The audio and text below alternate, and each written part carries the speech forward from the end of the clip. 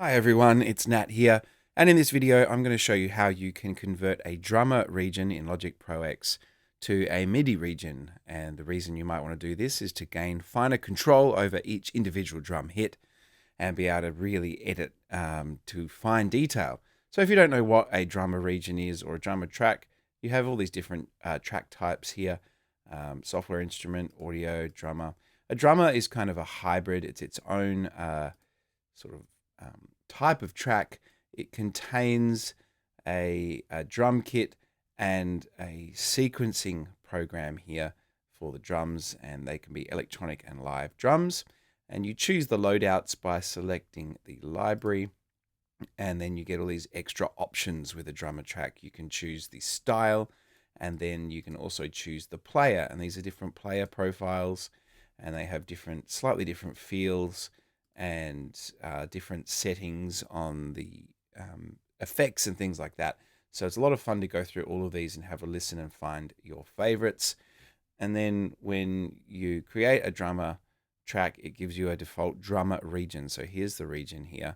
Let's have a listen, and we can then edit the style of the drums with all these little presets here.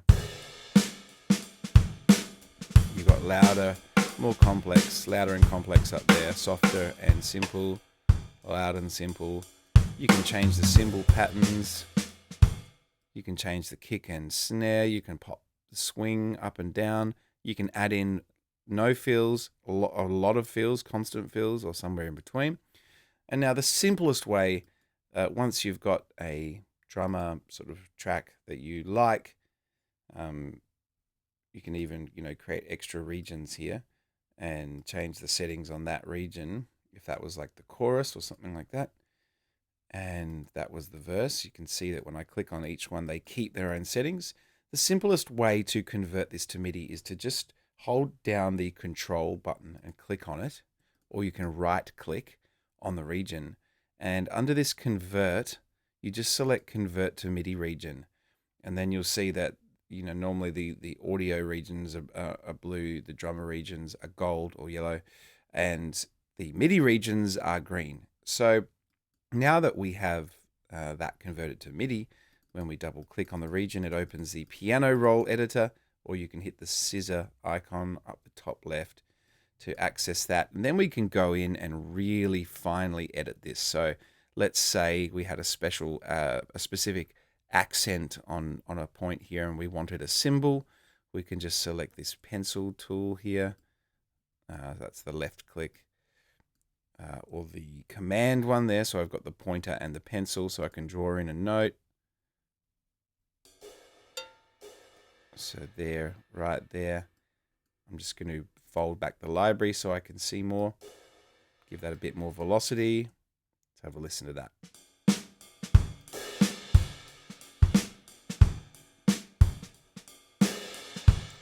So then you can, change the individual notes, take out notes. You have much finer control.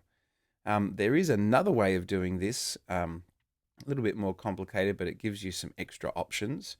So basically, you can, when you have these drummer regions here, create a secondary track.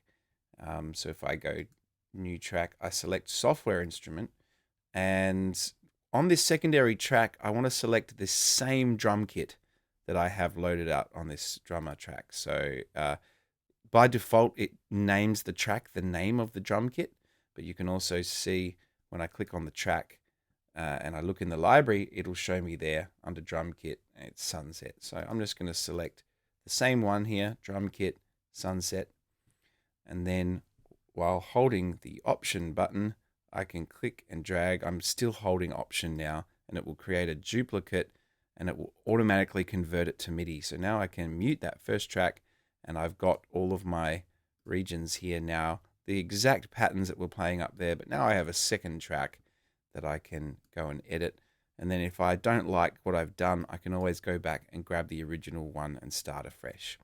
So those are a couple of ways, to create MIDI regions out of drummer regions. It's very helpful for giving you very fine control over the drum tracks in your production.